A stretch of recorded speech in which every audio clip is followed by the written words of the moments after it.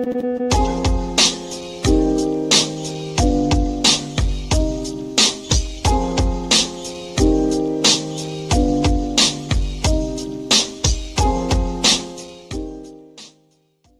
you tell this committee who the individuals were involving mafia chieftains or organized crime figures? As far as I'm aware, on that particular situation, it was William K. Harvey who was in touch with John Roselli, and it was Harvey and Roselli who were attempting to find, if I understood it correctly, some channel from Florida into Havana.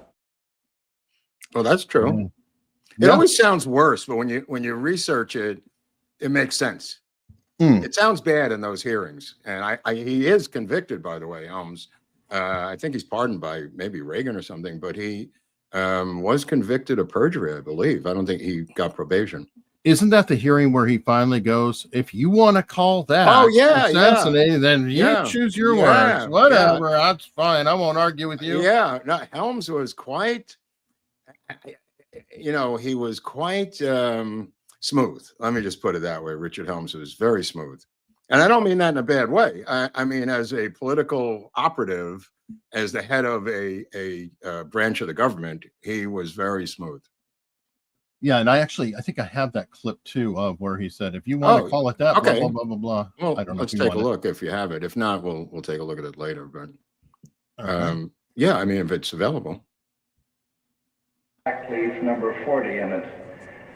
This was in response to Amlash's request that he be provided some sort of a device whereby he could kill Castro. He returned this device to the case officer. The case officer brought it back to Washington, and that was the end of the plot. Okay, but for purposes of discussion, the officer gave this Cuban, this agent in Paris, a device with that material you described in it. I presume the material, if injected into a human being, would kill him. Is that correct? I would think so, yes. So the agent gives the Cuban agent the device to kill somebody. I'm sorry I didn't give him a pistol, because it would have made the whole thing a lot simpler and less exhausting. He's right. Well, he's right. They're just a pistol or a needle. If Amlash is a political plot to destabilize the government, what in the blazes are we giving an agent a device that will kill Castro with for if it's not an assassination plot? Well, if you want to have it that way, why don't you just have it that way? Well, I don't want. It's not a question of what I want. I think it is what you want, Mr. Helms, I'm reading to you from reports here, prepared at your request by the Inspector General. I understand I'm not fabricating this or creating a long I understand that. I'm quoting. I understand that. Well, it's not a question of what I want. It's a question of what this committee would like to know, and the committee is not satisfied, I don't believe at this point, as to exactly what the characterization of Amlash was. Well, I've told you what I believe the characterization of Amlash to be. Well, how does that tie to this? If because we gave him a gun or a hypodermic syringe or whatever the case may be at his request because he had aims on Castro, if that is your definition of assassination of plot, then have it that way. That's quite satisfactory with me. Wow. I mean, it seems explosive, but they're all, being coy about this thing because everyone we'll get to this in a while because there's a lot of backstory before we get to the attempts on Castro. But they're all sitting around. Every big wig in the Kennedy administration, from McNamara to Bobby, all of them, except the president, are sitting there, the Joint Chiefs of Staff, and they're going like, how are we going to kill Castro? And then they all scatter like roaches, and they bring in Harvey and Bissell. They create this program to eliminate Castro. And for whatever reason, it doesn't work over these different times. I mean, after Harvey leaves, they're going to bring in Desmond Fitzgerald, who's going to do the crazy plots, the ones everybody's read about after Harvey's gone. After his battles with the RFK and JFK, he will be sent back to Rome and Fitzgerald will replace him and then come up with these deranged things. But everybody agrees that the invasion is not going to work. This is, post Bay of Pigs. They are doing these boom and bang things, Eric, where they're hitting them, they're launching some mortars, They're poisoning their crops. They're doing all these different things that have no effect. And they all come to the same conclusion. If you're not going to invade, then you just got to kill the guy. They said this is not like South Vietnam, where you're going to have an overthrow by some general who's sitting next to Castro. They bring in Lansdale, who the Kennedys revere Lansdale for what he did in Southeast Asia. And Lansdale comes up with what's called T-33. And it was 33 different things to do to destabilize Cuba. None of them will have any effect. And they all realize that the only way to get rid of Castro is to get rid of Castro. And he actually puts this in writing at one point, Lansdale. And Harvey goes berserk. And he calls up Helms and he says, have you read this? And he goes, he's putting this in writing. And he calls up Lansdale, Harvey, and he just loses his shit, screaming at him, saying he put it in writing. Are you a moron? To take out Castro, in other words. Lansdale didn't care. You know, he was like at the end of his career, and the Kennedys loved him for being, as RFK said, this amazing warrior. But we'll get to that when we get to that. Well, he was also a soldier. I mean, when you're doing a battle plan, you don't just say, oh, let's cryptically go around. You're going to say, take him out. Well, but that's Harvey's take. And Lansdale's take is to bring in a submarine to launch stars into the sky, explosive stars, fireworks, and say that Christ is coming back if they topple Castro. Now, you want to talk about harebrained schemes? Lansdale had tons of them. I mean, holy crap. He was, in other words, the military option was off the table. So they needed psyops, and they brought in Lansdale for these various psyops, 32 or 33 of them. And one of them was the launching of these star explosives from a sub and planting information for weeks in advance that Castro was returning, that Jesus Christ was returning if they got rid of Castro. So, I mean, if you think about that from a rational point of view, in 1962, it sounds like a harebrained scheme. But there are a lot of them. Right. But what everybody wants is what the Kennedy brothers won't do. And that is a military assault of the island.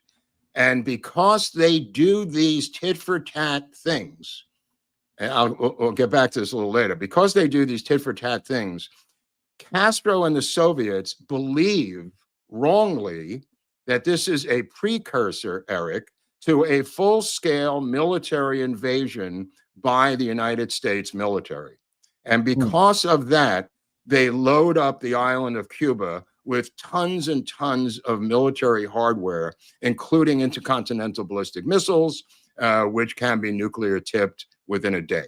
And that leads to the Cuban Missile Crisis. Because of their pussyfooting around, it was misinterpreted by the Soviets as a precursor for a full-scale invasion of the island of Cuba for the second time, with full-scale military invasion. And the key move, and I'll get to the beginning of the story, the key move, according to the KGB, was when they saw that they brought William King Harvey out of Berlin and put him in charge of Task Force W and the Cuban operation.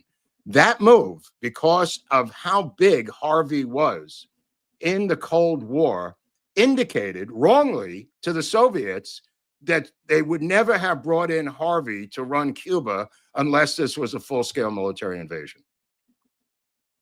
Wow. I know.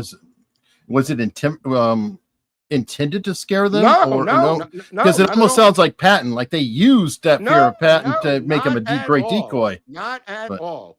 They brought in Harvey because they did not know what to do about this Cuban thing.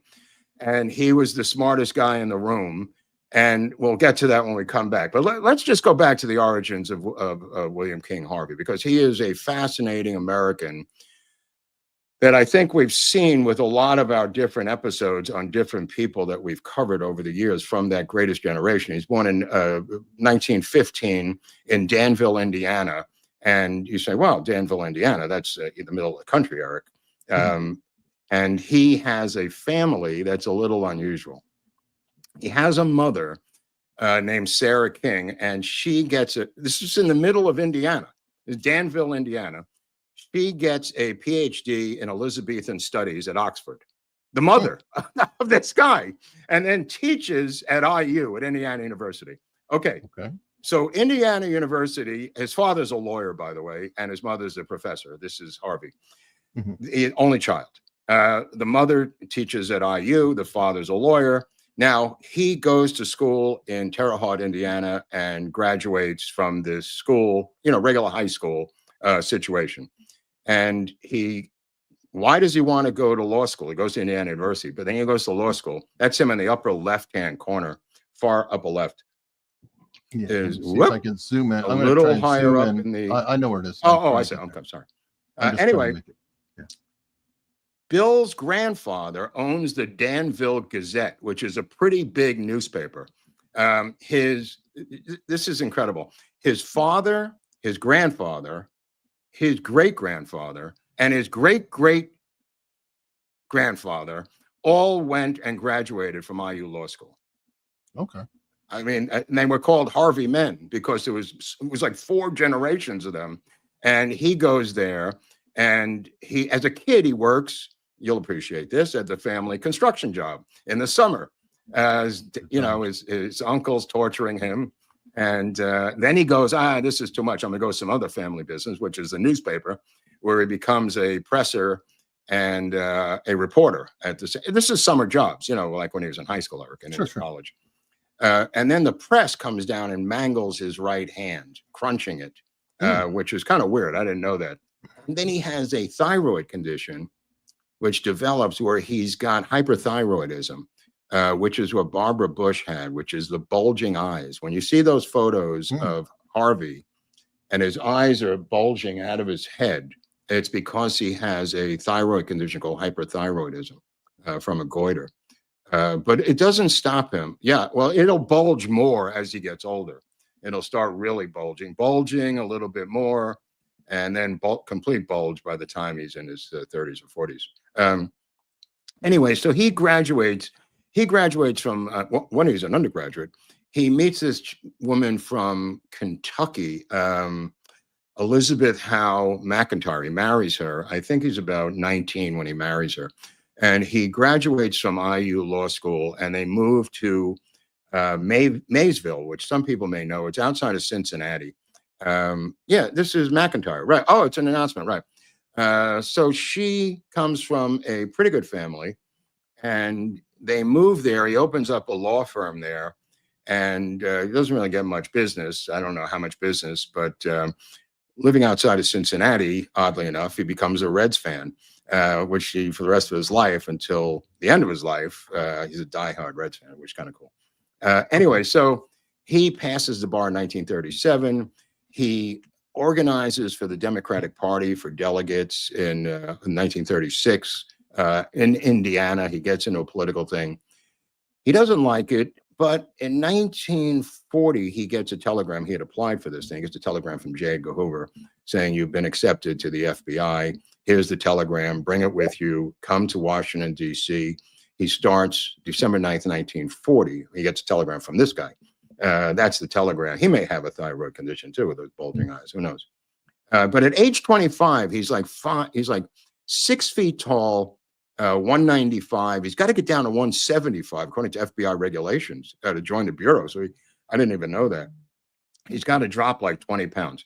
So he goes to Quantico, where he gets 100 score on submachine gun use, targeting with submachine gun, and that's like a thing. But he gets like an 85 of a separate score, shooting from the hip with a submachine gun, a separate. I know, a separate category, and he will eventually get 100, but it takes years to get up his score on the hip shooting submachine gun thing. Like, that's a test. I didn't know that. Yeah, it's incredibly hard to do. No kidding. That's why he got I think he got an 83 or something on it. But he learns, and he's got the mangled right hand, which doesn't help, Hunley. But he goes to New York City, and he takes part in something called Operation Tramp. And you go, wow, what's Operation Tramp? This is a program started by the FBI that rounds up the German spy ring in New York City. This is the war now. 1940 to 1947, he works for the FBI in New York City. And this is the model for the movie House on 92nd Street, by the way. That is one of his bones-making moves. That movie, if you have a movie poster of it, here it is. He is the FBI agent who actually did this. Again, he's kind of just coming out of nowhere. He doesn't even have a police background, but he's able to suss out Soviet spies. I mean, he's got some sort of sixth sense about spies, Eric, that he becomes the master Soviet spy catcher within the FBI. This has nothing to do with the CIA. Go ahead. What does this show you here? This is a trailer, and folks, and you're watching this on a replay, and it's not here. It's a copyright, but we'll just run 12 most seconds. Silent service of the United States in peace or war is the Federal Bureau of Investigation. The Bureau went to war with Germany long before hostilities began. No word or picture could then make public the crucial war service of the FBI. But now it can be told. Okay, well, that's enough. If we get away with this. Yeah, there's several copies of the whole movie on YouTube if anybody wants to watch it. I would highly recommend it if you want to get a flavor of what Harvey was about, you know, because they, again, later in his life, disparaged him. They just thought he was a thug. I mean, he was a fat, bloated, drunken thug, according to every single article or book that you read about William Harvey, until I started years ago to do a deep dive on this guy. And there's a lot more to him, as we're learning now, as is typical with our episodes on this channel. Thanks for not subscribing, by the way. It really helps. The situation is different than what the Democrats would allow you to believe, as shown in that clip with Christopher Dodd and Helms. The situation is, you know, he's watching as Whittaker Chambers, and we did this episode before. A lot of these episodes link together. There's a logic to my madness of these selections. Whittaker Chambers goes after Alger Hiss. And Alger Hiss is one of these preppy, elite, Ivy League snobs. And he hates this type of person worse than Nixon hated them, Eric. He comes out of, he's got a law degree. It's not like he is a bartender, but he can't stand the British elites, and he can't stand our own Ivy League elites. And he believes the Ivy League elites, this is Hiss, I guess, here, right? Yeah, it's mugshot. Yeah, the mugshot. Finally goes to prison years later for perjury. But because nobody's got the gravitas or the balls to prosecute him, Hiss gets transferred. He's in the State Department, and FDR's got tons of spies around him in the White House, and in the State Department is Alger Hiss. So what do they do with Alger Hiss? He denies knowing Whittaker Chambers, and you can watch our Whittaker Chambers episode. I'm not going to go into it, but he denies knowing him, commits perjury. Nixon makes his bones on the pumpkin tapes, and that leads into the Venona documents later, clearly vindicating Nixon years later, proving that Alger Hiss was a spy. This is Whittaker Chambers, who was a communist, had a religious conversion, and became a born-again Christian, and said, I can't live with these guys. And he knew everybody because he was part of the spy ring that they were trying to eradicate here with Hoover, and especially Bill Harvey. So this situation becomes weird to Harvey, because what happens to Alger Hiss? Well, Alger Hiss is instead of going to jail, he's made the president of the Carnegie Endowment for International Peace, Eric. I mean, think about that. This is a Soviet spy caught red-handed, and they make him the president of this international phony commie NGO predecessor called the Carnegie Endowment for International Peace. And Mike Benz could probably tell you more about this organization. It's essentially a precursor to USAID. Yeah, absolutely. Or one of them that was funded by USAID. Absolutely. So he begins to hunker down and start to find more commies. In 1945, this is for our Canadian friends, they had a Canadian prime minister up there named Mackenzie King. Mackenzie King rushes down to meet Truman because Mackenzie King and the Canadian secret police, or the Canadian Mounties espionage unit, finds a Soviet espionage ring in Canada that is overlapping into the United States. And King, this being Mackenzie King, the prime minister, who some of our older Canadians might remember. He doesn't know who to talk to in the US government. So he literally comes down to Washington to talk to Truman personally because he doesn't know who to trust. And that was a great move. So one of the spies, one of the first spies to be caught in the ring was a chick named Elizabeth Bentley. Elizabeth Bentley was a chick who went to Vassar. She was from Connecticut. She started out as a fascist. I don't know if you have a picture of this dame from 1948. Yeah, she becomes, this is a photo of Bentley in 1948. This was a Vassar girl who falls in love with communism. She was on the other side, actually. She was enamored with fascism in Italy. She was like living in Florence, having an affair. She's a complete dingbat alcoholic. Anyway, she believes, and rightfully so, that the KGB and their precursor, you know, the different initials, but the KGB is going to assassinate her because what does she do? She's the courier for all the different Soviet spies in the United States, based in New York and Washington. And this might be helpful too if we can get away with this. I don't know if we could run this. It's 1948. Meet the Press. Hopefully, yeah. Now, have you given any thought as to how we can attract those spies so they'll not attract them, but make them break with their rings? Well, you're speaking then of Russian agents, Russian nationality, is that it? That would be Russian agents, and also some that were, well, in your case, I mean, at some time or other, there might have been some inducements made to you to break away. No, I happen to be one person who walked in cold to the FBI. No inducements were given me. You have no information that the FBI knew that you were a courier or a spy? No. Would you have broken earlier had you been given inducements, do you think? No, because the way I looked at it, I was doing it for idealistic reasons. And the reason that I broke with the Russians was because they tried to bribe me. Now, had the FBI come and said, well, we'll support you if you'll talk, that would have been the last straw. I wouldn't have. You would not have... I would not have. That would have been the very thing that would have turned me away from it. Well, in fact, the FBI did support her, and they did pay everything, her freight. She's lying there. They did give her money for everything, living expenses, and she was testifying before Congress. They did parade her around to the media, as you're seeing here on Meet the Press 1948, without Chuck Todd. I mean, he wasn't there yet, without Chuck Todd.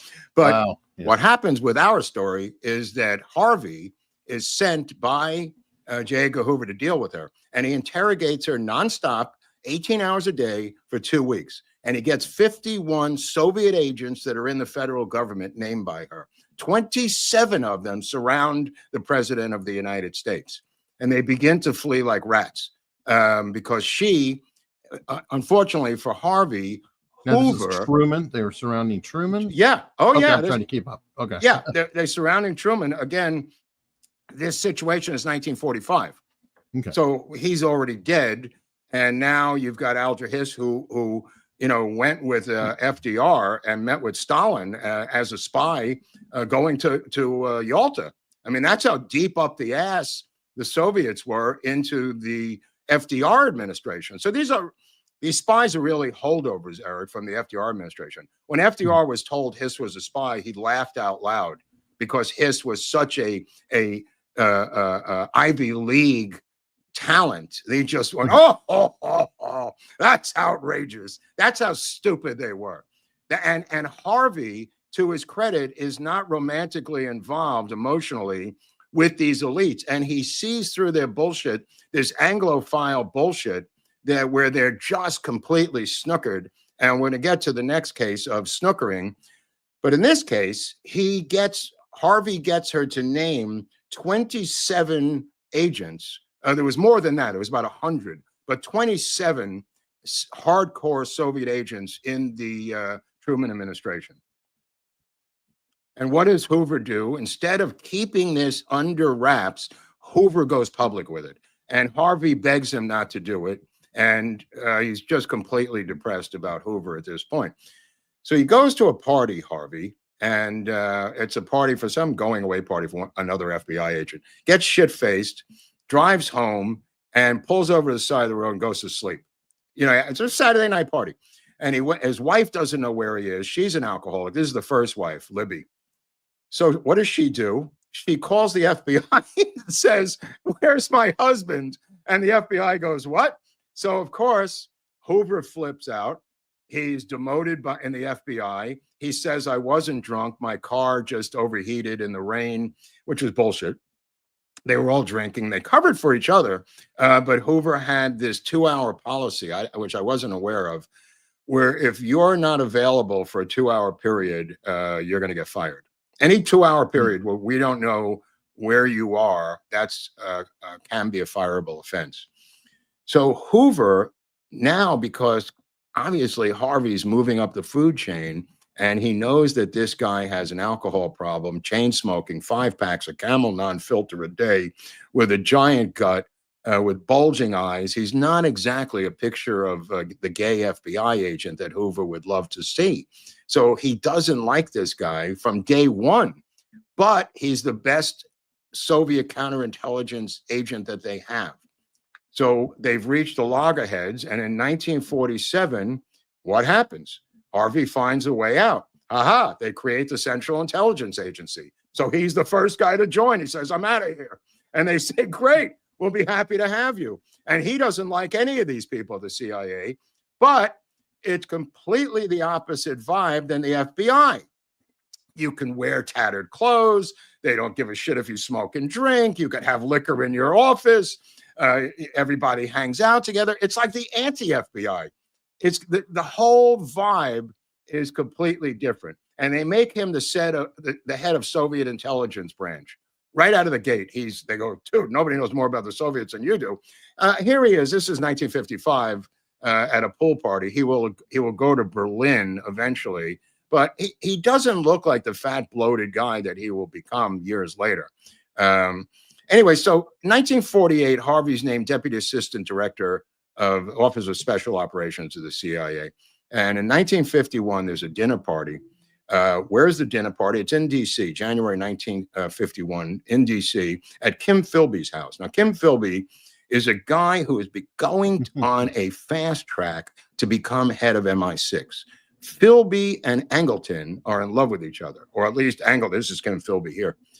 Kim Philby has this dinner party with all these different CIA people there, some FBI people. The FBI is watching, not them.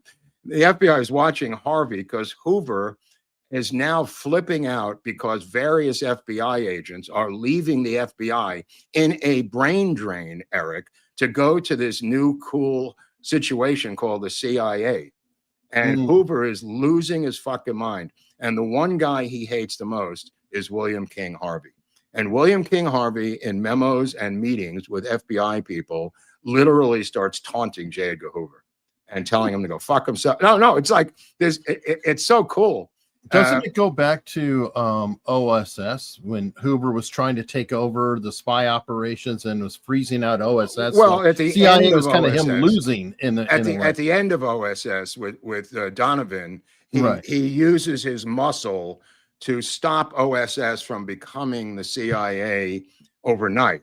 They will then obviously create the CIA separate from OSS, and a lot of guys from OSS join the CIA. Well, I figured that's part of the reason that he hated the CIA too, because he just hated anyone that was going to step on his turf. It was really a turf thing, and that will go till his death. I mean, that battle will go on with local police, with local DAs. It will go on with Army intelligence. Didn't matter who it was. Anyway, so at this dinner party, everyone's getting shit-faced. His wife is getting drunk. He's getting drunk. There's a guy there named Guy Burgess. Guy Burgess is a flaming homosexual. He's another MI6 guy. He's there with another guy named Donald McLean. Donald McLean, Philby, and Burgess will be named in a second as to why they're all together. However, Burgess is like a sketch artist, and one of his things he does as a hobby is he sketches drawings of people at parties while he's getting shit-faced and gay stuff is going on, right? So he sketches Libby Harvey while she's there with Bill Harvey. He sketches her with his pad, which is what this guy does at parties. It's his thing, right? And the sketch is her with her legs wide open with no panties and her dress hiked up. And Harvey starts beating the living shit out of him in the middle of the living room. This is a party with 150 people in it. Angleton jumps on Harvey, somehow gets him out of the house. This is in the middle of DC suburbs, and walks him around the block a couple of times and realizes that this guy, Burgess, here's Angleton, who was not, when you see the young Angleton, it's different than the old Angleton. He was a brilliant fly fisherman. He had various athletic techniques, Angleton, that people don't see because of the way he looks. But Angleton got Harvey off of Burgess. And Angleton started to think about Kim Philby, and he started to think about Burgess, and he started to think about McLean. And he realized that Kim Philby, and this was the key, Kim Philby, there was a guy named Teddy Kollek, and Teddy Kollek was an Israeli. And Angleton had a relationship with Teddy Kollek in Tel Aviv.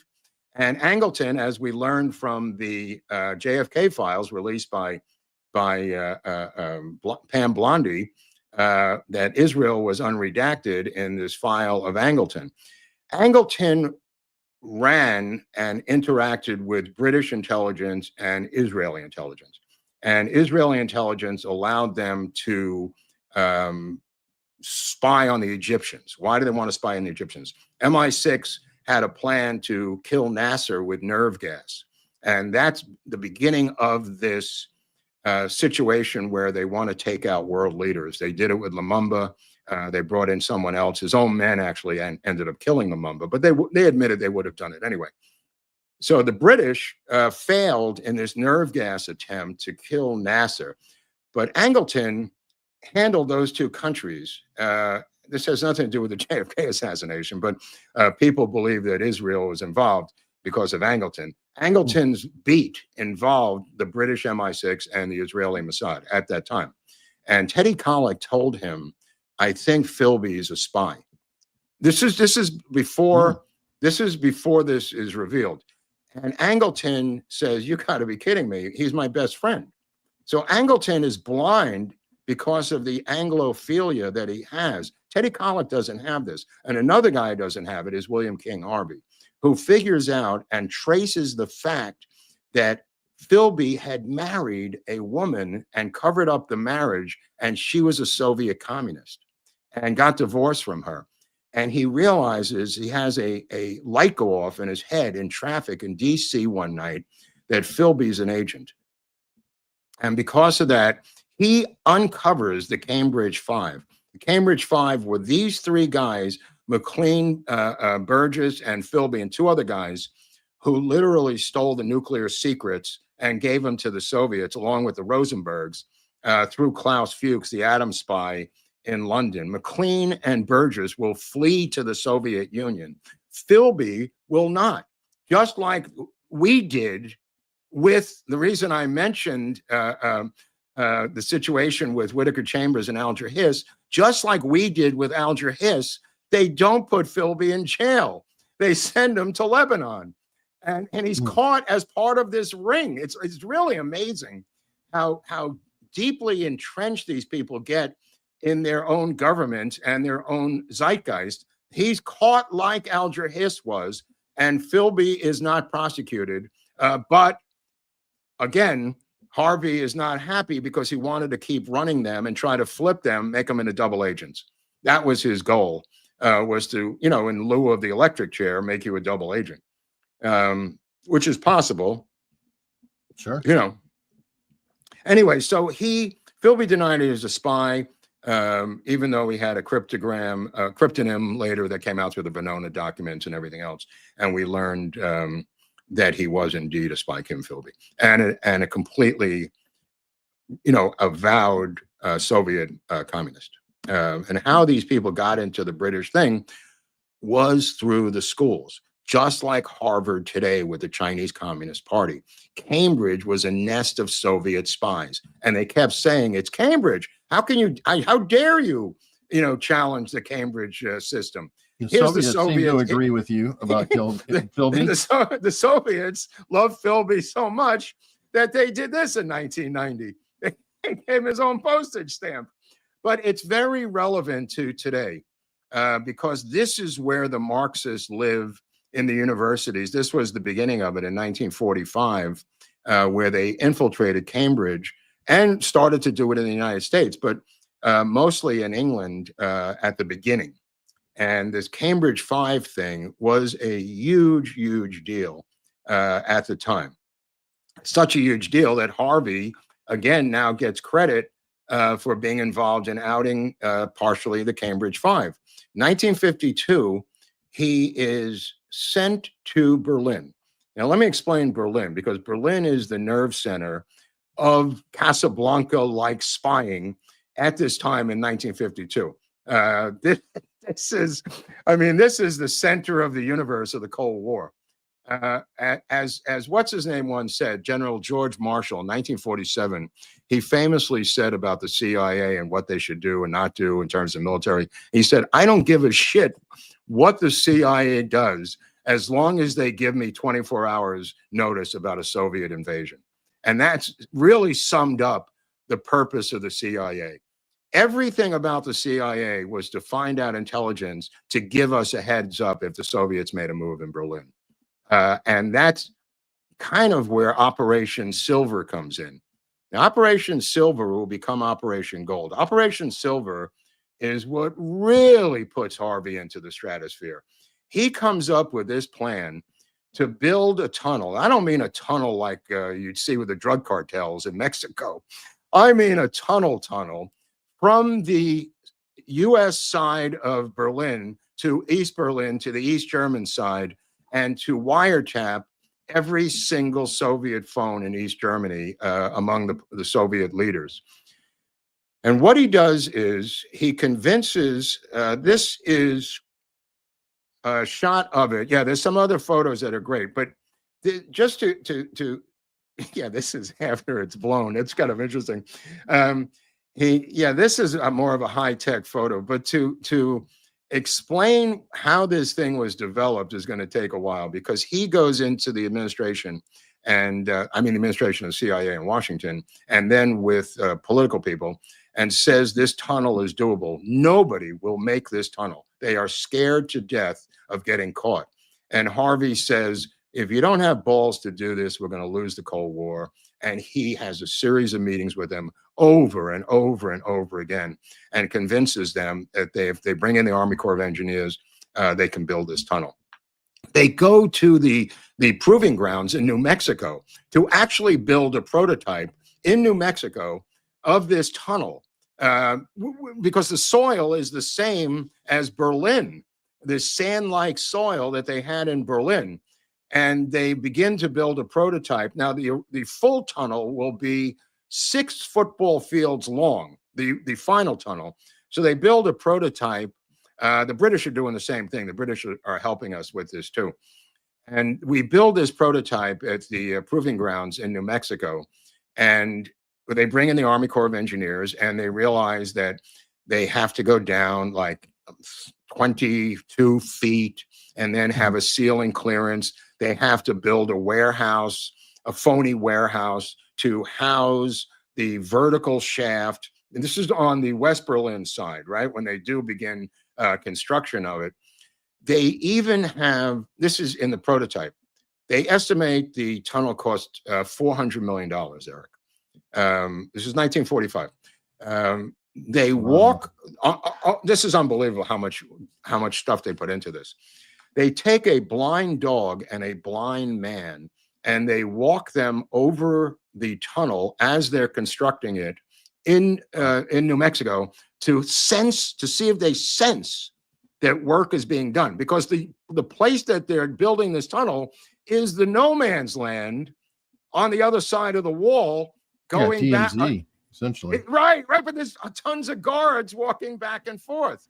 So when they get to Berlin, they do all these tricks, like they're making believe they're having a softball game, and they throw the softball into the DMZ, and they have the guards throw the ball back so they can do the surveying, Eric, of the, yeah, dude, they drive a Jeep, and they have a flat tire, and they drop this electric gauge like right on top of the tunnel spot. This tiny little microscopic electronic gauge. They do all kinds of advanced shit. And they look down, and the surveyors have to go around a graveyard. And the graveyard is underneath the DMZ. And they don't want to dislodge these German soldiers' bodies, so they have to go around it. And if you could show these cylinders, there's a picture of these rusty old cylinders that are in a museum, that this is the cylinders that they imported. You see the cylinder?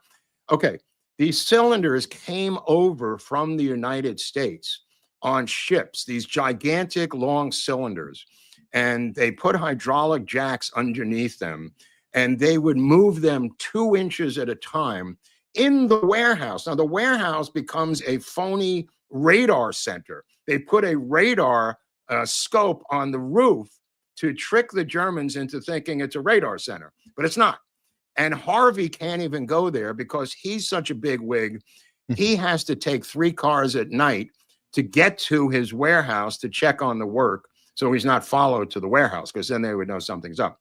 So these cylinders are brought from the United States, and it says like office supplies and whatever on the ships, and they're unloaded and they're put into the tunnel literally 2 inches at a time as they're digging, Eric.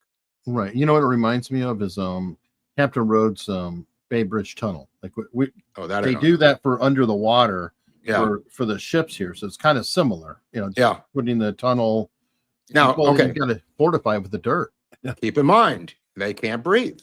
They now have to put in air vents, but they can't because the air vents would be exposed by the Germans. So they now have to blow air from the warehouse far enough so the workers cannot suffocate in the tunnel.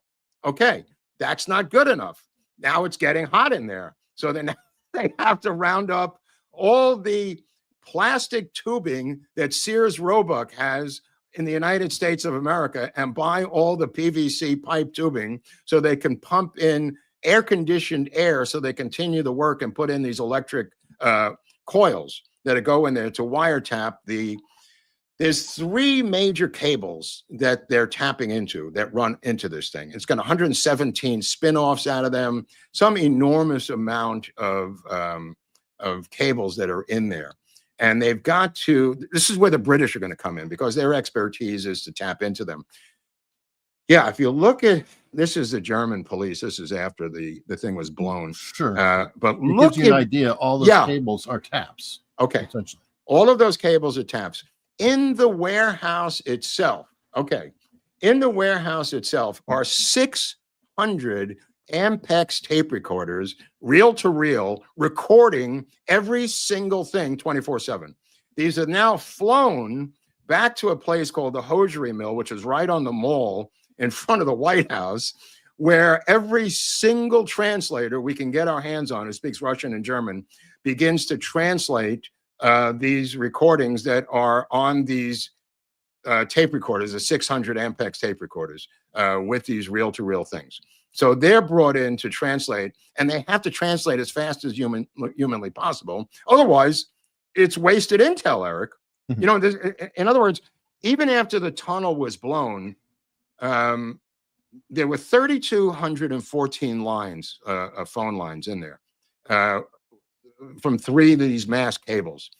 They found the thing was getting so hot that when it snowed, it was melting above the tunnel because the heat from the things, and that's what led to the air conditioning. There was 31,000 tons of dirt removed from the tunnel into the warehouse, 20 feet below the surface, and they had a 13.5-foot roof topping. That's what the Army Corps of Engineers was able to decide would work and not collapse on them or leave imprints or anything else. So they create this building, T32 on the mall. It's called a hosiery mill because it's got 1 million wires. It's top secret, but it's right out there in the open, which is kind of interesting. And they had over 2 years worth of intelligence. It lasted a year before the Soviets busted it. But it literally took out 2 years of stuff. And the Soviets stupidly made it a press event, and the whole press, the whole world media went crazy saying how brilliant the Americans were. It blew up. Even the revelation, Harvey said they were mentally retarded to blow this up as an anti-American Cold War propaganda event because the entire world said it was genius, and they had press tours down there, which is what those photos you were showing. I don't know if you've got any more photos of the tunnel. It was called Harvey's Hole, by the way. Harvey's Hole is what gets him the most daring. Yeah, that's a good one. I don't know how have you got any. That's essentially. I don't have any more other than the people looking at it, and that's a tourist, thing going there. Yeah, they brought in people to see this thing, and Harvey's Hole becomes one of the greatest achievements in the CIA's history, according to Dulles. It gets him the Distinguished Intelligence Medal. I don't know if there's like a certificate that he wants to take home with it that I you may be able to find. It's one of those medals that you can't take home on. Like, anyway. Oh yeah, there it is. Okay, that's the paperwork for the medal. That's kind of cool. Oh yeah, he fought with them to take it. Well, yeah, that is a weird one. That's a weird one. But he meets a girl named C.G. Harvey over there. C.G. Harvey is the aide to Truscott, General Truscott. And he's dealing with Truscott from a military connection of getting this work done. And she's the first woman to hold the rank of major. And she was CIA. So this woman, C.G. Harvey, who he will marry, is Clara Grace Folick. This is her here in 1959. He will marry her in like 52, I think. She's a WAC major assistant to Truscott. And her job was to make 27 flights back to the United States in Operation Paperclip, bringing over Werner von Braun and all the Nazi rocket scientists. This is before she meets him. This has nothing to do with William Harvey. She finds houses for all the Nazis who were then brought into the U.S. through Operation Paperclip. This is her with a couple from the base there in 1954. That's her on the right. So she and him hit it off so well, they both become drinking buddies. And she is a incredible white tornado of energy. And Truscott is sorry to see her go. And Harvey comes to Truscott and asks for her hand in marriage. And he says, "You're probably not worthy, but I'll do it anyway." So he marries her, and she's like 40 or 39, right? And they're coming home from a dinner party. This is really crazy. He's coming home from a dinner party, and on the doorstep is a shoebox. Shoebox has some holes in it, and inside is a pouring rain outside of Berlin. And they lived in a former Nazi general's mansion. You know what I mean? They had a huge house. So they go and she picks up this shoebox with the holes in it. What's inside? A baby, soaking wet, a newborn baby. And she says, "I'm going to keep this baby." And her girlfriend, who was that chick right there, says, "You can't keep the baby." And she says, "Yes, I can." And she runs away back to her house with the baby. And it turns out that the mother left the baby there for this purpose. The mother wanted the baby to grow up in a free country. The mother, who was a PhD student, and the husband was something to do with the government there, young girl, Krista something or other, gave up the baby for this exact purpose. Well, the German authorities were not too happy about it, nor was the German media. And they all descend on the Harvey household the next morning, including the police. And this becomes an international brouhaha over this baby that they named Sally. The Germans don't want to give up a German baby. The girl, Krista, is put on trial by the German government. She's given 5 years probation. She's found guilty of giving up her baby. She doesn't go to jail, but she's got 5 years probation and a suspended sentence. And it's on the front page of every paper. It's like the biggest scandal in German history after the war at that time. Wow. And and the Harveys are right in the middle of it. And the press is coming over. They're photographing this baby. She's posing with the baby. And the baby will grow up to be Sally Harvey, who's still alive today, who got her PhD, I think, at San Jose, and came back to the United States. Now, Harvey, so did they keep the baby? Oh, yes, they kept the baby. It's an incredible story. They brought the baby when she was 10 back to Berlin to see where she came from after they were back in D.C. It's an amazing story, separate from this story, but it's just Harvey and his wife And he pulled every string, and he got a birth certificate out of the Germans. Reluctantly, they were not happy about it, but he used every lever of power that he could as the station chief in Berlin to get this baby. Now, he had a 7-year-old boy named Jimmy from Libby. So the two of them grew up together and, were raised in D.C. essentially, and in Berlin and in Rome, which he will get assigned to later in his career. So this Libby baby, there were 3 demands by Krista, the mother. 1, that she be raised Lutheran. 2, she learn how to play piano. And I think 3, learn how to speak German. I don't know if she fulfilled all 3 of those. But that's what the mother insisted. She did not want the baby back. She went and saw the baby once, and that was it. And Sally, the daughter, never sought her out again. She did not want to find her as an adult. As an adult. That's an amazing story. It's a separate side story, but an amazing woman, and the two of them became a team. And, look, he had to deal with Richard Galen, who had the Galen group. He had to deal with Nazis, Harvey, to uncover these commies that were still running around Germany. So he also had to deal with ex-Nazis. But these two guys, this is a Halloween parade. So you could guess what the theme was.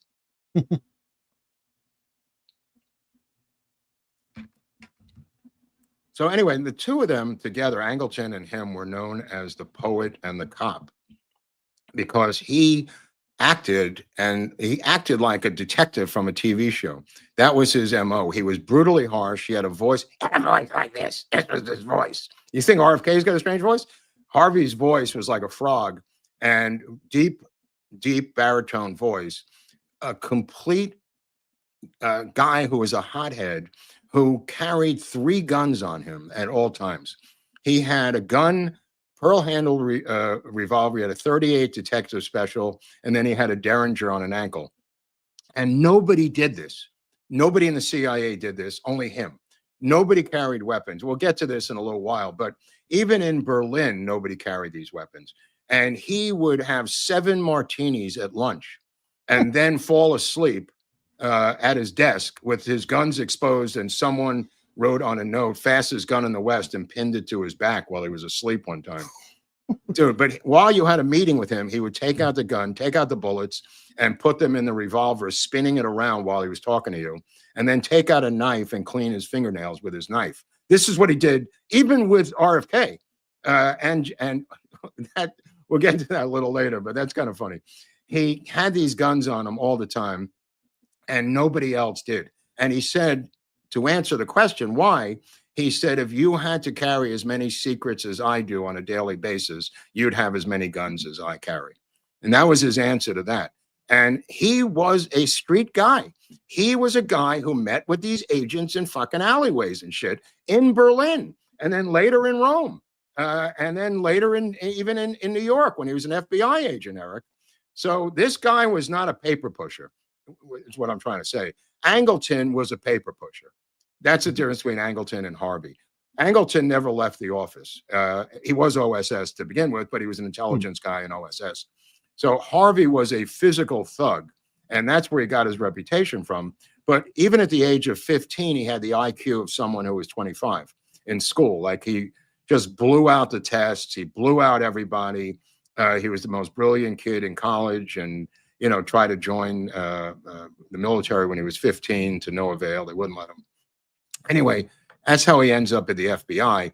And, he gets so down on Angleton because Angleton refuses to see these British elites and American elites as spies, that he orders a lie detector test for Angleton. And Angleton is forced to take it, and he passes it, but he was very embarrassed by it. Angleton, you know what I mean? Did they lose their friendship over it? Or no, were they did not. They did not. They were friends and rivals their entire career. And his benefactor is really Dick Helms. Harvey survives because of Richard Helms, who worships him.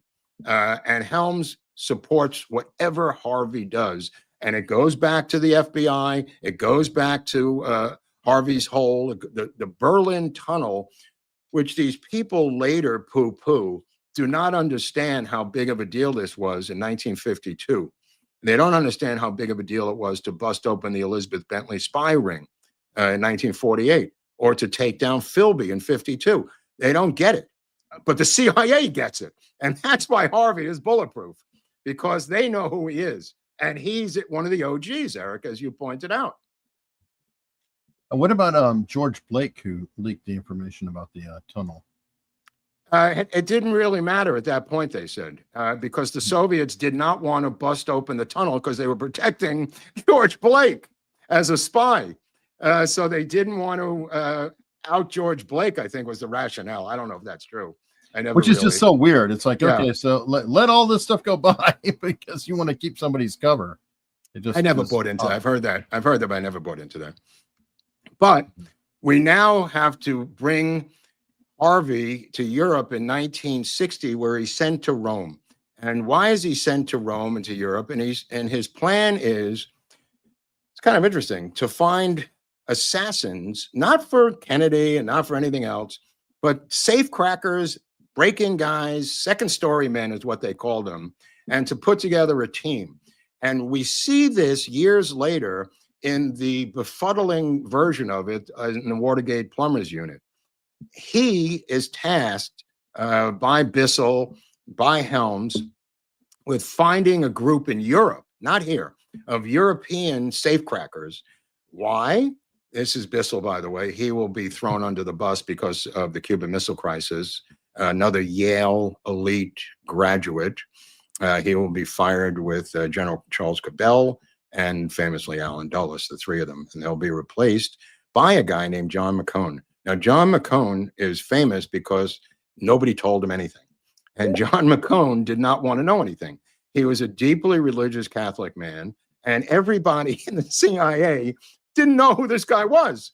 And there's McCone getting his marching orders from JFK.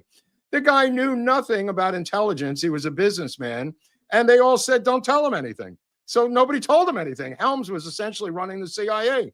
Not that they were being mean-spirited about it. They just said, this guy doesn't even know what we're talking about.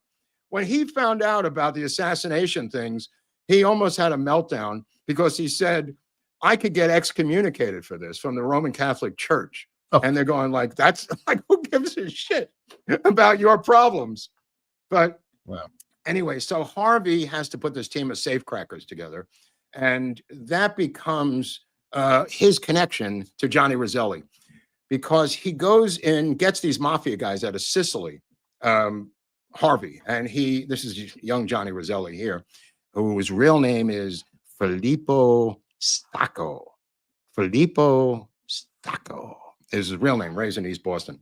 But he's Sicilian mafia, and he needs people like this. Why? Because with this team that they create, they break into every single embassy in Europe. And they, like they did with the Chilean embassy with the Watergate burglars in our episode that you can read about. It's Johnny Roselli later on as Handsome Johnny, but it is Filippo Sacco. These two guys become best friends. One's about strange bedfellows. Johnny Roselli, and I don't mean that in a gangster way. Roselli is an unbelievable patriot, and he doesn't take any money ever from Harvey. He's not paid for anything. He doesn't ask for anything. They drink together. They go around the world together. And Roselli will be brought in as part of the Cuban thing later. But right now, he's involved in advising and finding guys for Harvey in Italy. Harvey is sent to Rome, and he doesn't speak Italian. He doesn't like it there. He doesn't like Italians, calls them WOPs. He will be sent back later, but initially he's trying to he has an idea. The idea is to get professional criminals to not only bump people off, but to do other things for you. And he goes through the Bureau of Narcotics, and he tries to find through files guys that he could work with.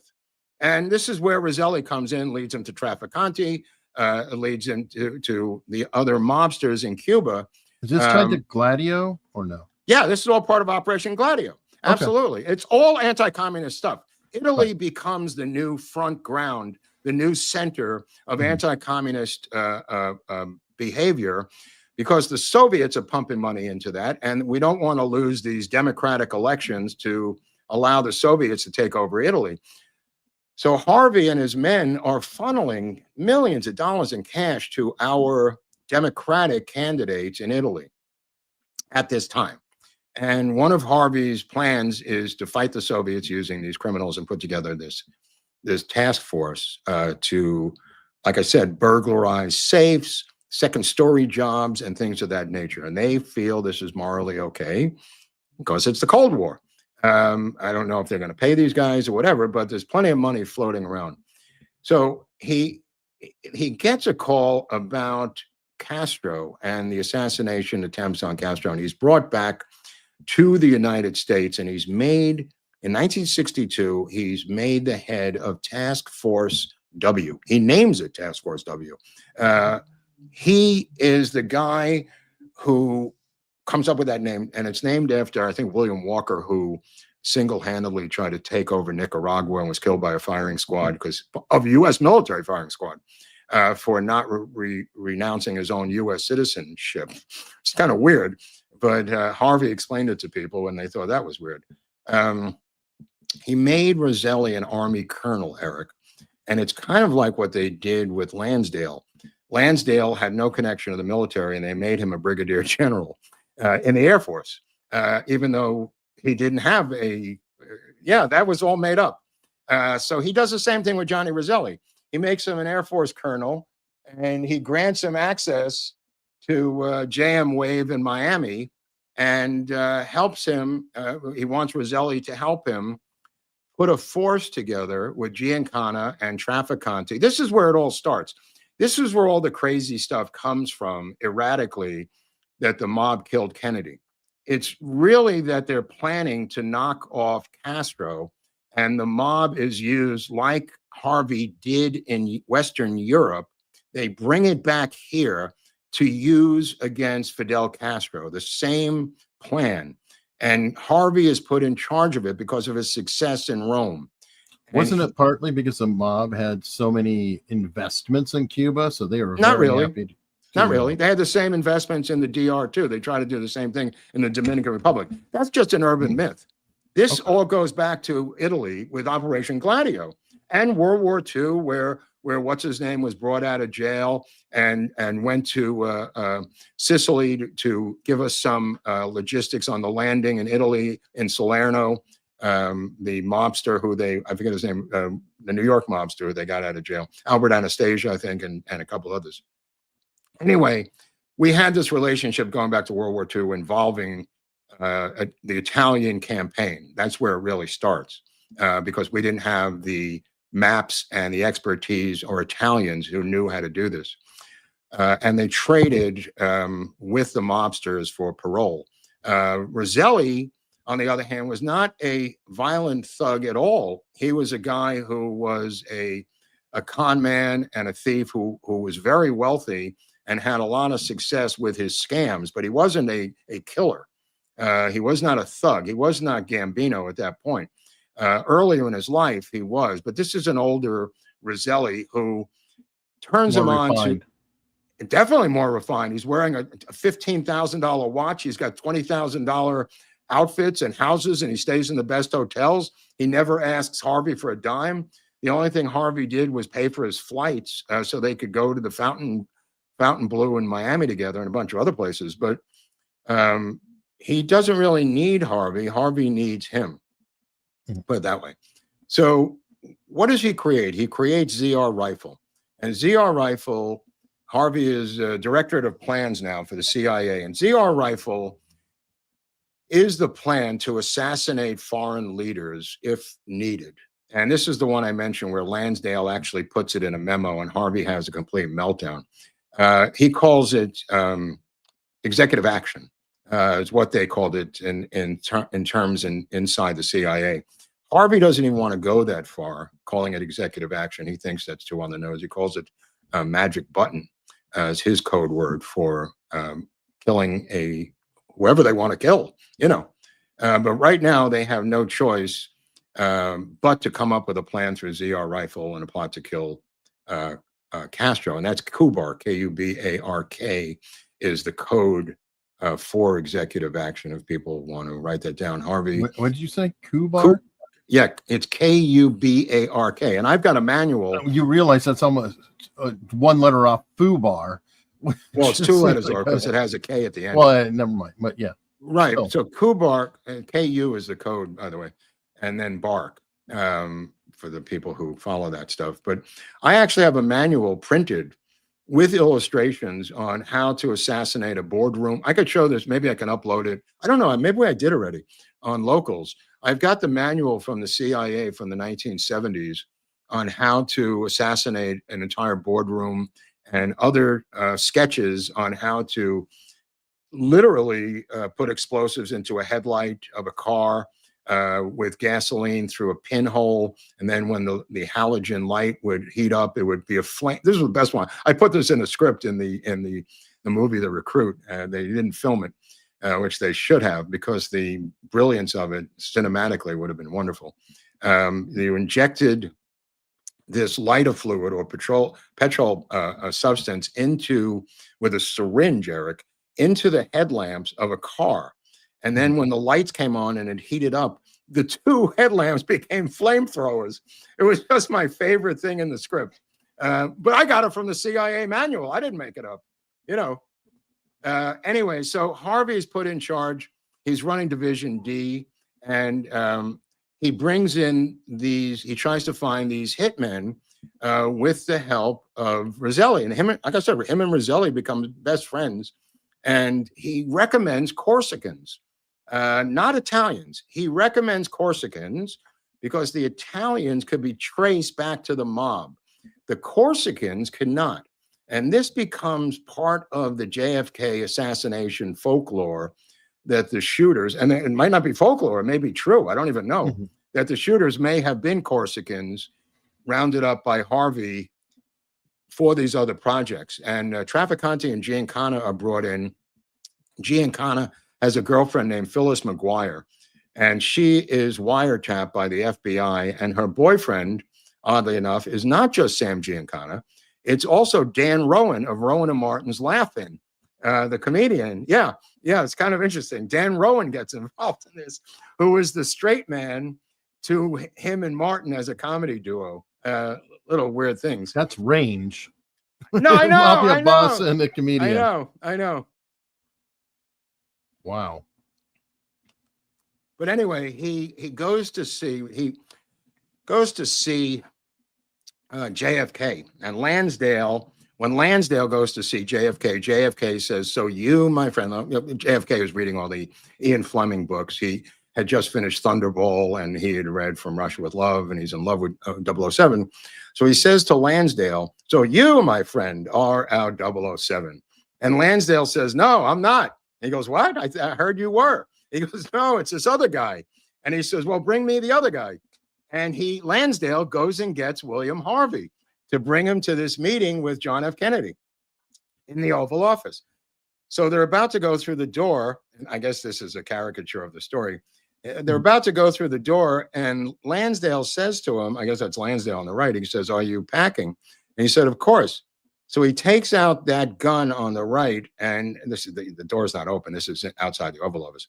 And he hands it to the Secret Service. He pulls out the other one at the Lansdale's recommendation, and he gives the Secret Service agent both guns. Ironically, we later learned that he never turned over his ankle Derringer, which he still, according to Harvey, he didn't turn that over, because you never know what could happen in the Oval Office, Eric. So anyway, so JFK says, he looks him over. Here's this fat guy with bulging eyes, with a red face, with a frog voice. And he says, "So you're my 007. And he didn't say it sarcastically. He just said it. Yeah, this is kind of what he looked like when JFK met him. So he says, "So you're my 007. And he said, "Well, we'll see about that. I don't really know. I haven't read the books or whatever." But he then meets JFK. RFK introduces him, and he does not get along with RFK from day one. He brings RFK to JM Wave in Miami. JM Wave is the largest CIA base in the world up until I think the Iraq War. This is, yeah, that's probably how he was looking at him. And there's a teletype machine at the CIA base, JM Wave, and he's giving him a tour of it, and a teletype starts coming over the wire, and RFK tears it off the machine and starts reading it. And Harvey goes over and rips it out of his hands. He goes, "That's not for you, bro." He just rips it out of RFK's hands, and he goes, "That's for our eyes only." And RFK just storms out of the headquarters at JM Wave in Miami. And this is one of the first bad encounters that he has with RFK. They will get worse. I have some sound clip from RFK. Okay, go ahead. I just heard about it because one of the fellows who was going to go wrote me or got in touch with me and said, "We don't mind going, but we want to make sure we're going because you think it's worthwhile." And I checked into it. Nobody knew about it. And then the CIA didn't, the top officials didn't, and we pinned it down to the fellow who was supposed to be in charge, and he said we planned it because the military wanted it done, and I asked the military, and they never heard of it.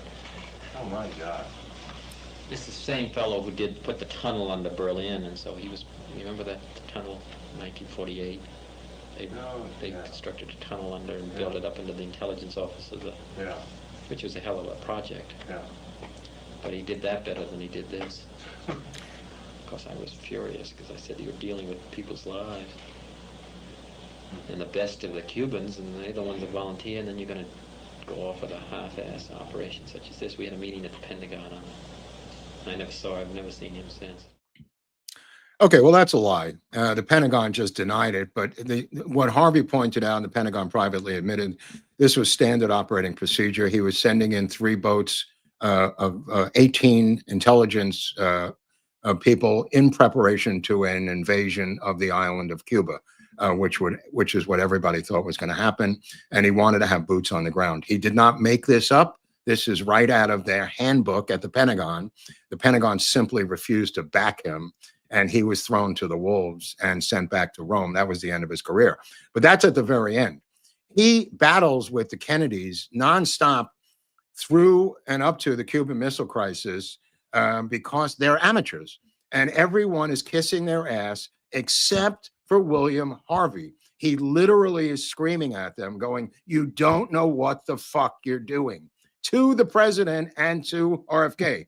In these meetings, he's literally screaming at them, saying, and everybody's just kowtowing to him, Eric. You know, everybody, and privately, Richard Helms will go, "You're absolutely right, but I got to live with these people." Calm down, can you? Yeah. Can you calm down? And he won't calm down. He's pretty calm here, RFK, when he's talking about this. But Harvey said this is standard military procedure right out of our own textbooks. This is what we do. If you'd been here longer and didn't have your foot up your ass like the Ivy League brat he's literally saying this to RFK. He said, "You wouldn't know what you're doing." RFK was inviting Cubans over to his house in Hickory Hill to hang out with him. These are anti-Castro Cubans, and he's like playing basketball with them. They're telling him whatever they want him to hear. He's jumping rope with them and training with them at his house, And he says, "I could train these Cubans better than you," to Harvey. And Harvey says, "In what? Babysitting? Babysitting?" No, this is the actual quote. This is the actual quote. I mean, RFK was so out of his league, so out of his element, but nobody had the courage, except for Harvey, to tell him off. And of course, it completely melts down. They don't know what they're doing. And as I said to you earlier, this tit for tat, this boom and bang, these run and gun landings that they were doing that amounted to absolutely nothing. Every intrusion they made into Cuba, they were caught and killed. Every time they ran a speedboat up onto a beach in Cuba, they had a phrase. This is the Kennedys. They wanted to keep the pot simmering as pressure on Cuba. This is not Harvey. This is not the Joint Chiefs. This is the Kennedys. They wanted to keep the pot simmering, to keep the pressure on Castro. They demanded that they find a way to kill Castro in the meantime. Okay, Castro, as I said to you, and Khrushchev perceived this to be the beginning of an invasion by a full military invasion of the United States Army into Cuba. And why wouldn't they? Why wouldn't they? The first one, which failed, was merely anti-Castro Cubans trained by the Kennedys and the Eisenhower administration to invade in a half-assed manner.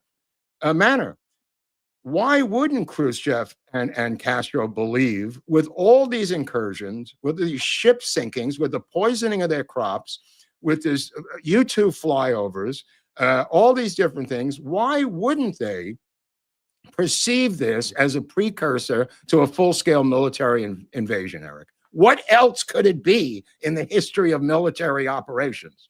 To torture them nonstop? It didn't make any sense. And in fact, Harvey says it doesn't make any sense. But what it does is it forces Khrushchev and the Soviets to completely militarize the island. And the amount of weaponry they bring in, hundreds of tanks, hundreds of missiles, thousands and thousands of rounds of ammunition, hundreds of thousands of rounds of ammo, machine guns, weapons, I mean, nonstop from ships for a year in anticipation. Again, the only ones who saw this were Harvey and the intelligence people of the Central Intelligence Agency. When they went to the RFK and they said they're putting in intercontinental ballistic missiles, they said, we don't believe you, we need photos. And they said, what difference does it make if we have photos? We're telling you what's going on, shit for brains. And RFK and his brother refused to believe it. That's why they launched the U-2 flights over Cuba and finally got the photos of the missile silos.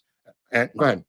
No, I've always, you're just bringing something that's always kind of bothered me or cracked me up. It's like JFK is known for his stellar leadership in handling the Cuban Missile Crisis, which many would argue he created to begin with. I'm not. That's what I am arguing. It not just me. Everyone in these history books argues the same thing. I mean, it's like they Operation Mongoose, which is coined. The CIA gives them a name, Mongoose, and that becomes Lansdale's direction. He comes up with the Christ will return, elimination by illumination. 1,000 Cubans worked for JM Wave. Thousands of Cubans worked on this. It was the most expensive project in CIA history. Jamming radios, having thousands. Every single Cuban in Miami worked for JM Wave, including all of these people we've seen. Bernard Barker in the episodes about Watergate, Eric. Yeah. And the Pentagon at the height of the Cuban Missile Crisis, right before, I think it was like the 6th day, said, you have to send in these boats so we have some boots on the ground, which is what Harvey did. And then when RFK demands that they be recalled, he says they can't be recalled. They're out to sea. They don't have they have radio silence. So he couldn't recall them. I don't know what happened to them. They were probably machine gunned to death. But he slams his gun down on RFK's desk and spins it. And it ends up with the barrel pointing right at RFK. Oh, God. Dude, it's really interesting how vicious it gets. So one of Lansdale's plans is, this is how stupid this is.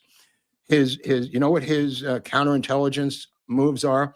He tells the Cubans to leave the water running in their sink all night and leave the lights on so they could run out the water on the island of Cuba. This is if hundreds of thousands had done this, it might have an effect.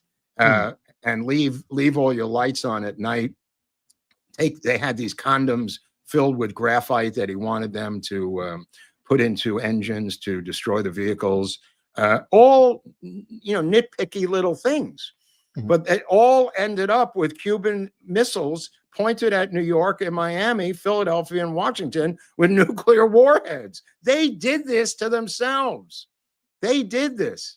All of this stuff, they would not do what LBJ did in 1965.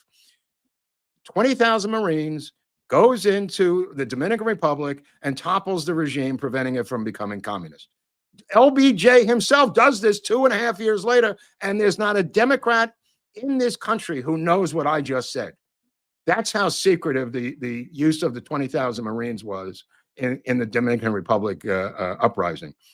They don't want to do it.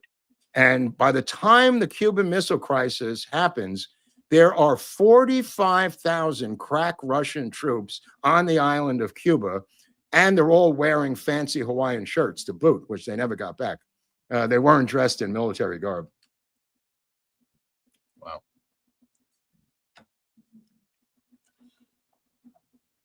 But Desmond Fitzgerald takes over Operation Mongoose after Harvey gets into that final fight with RFK.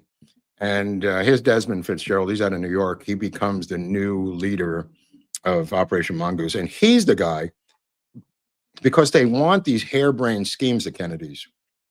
They keep coming up. He's the guy that comes up with it, and Gottlieb too. He's the guy that comes up with the exploding seashell. He's the guy that comes up with the diving suit for Fidel that's filled with toxins. He's the guy that comes up with the exploding milkshake.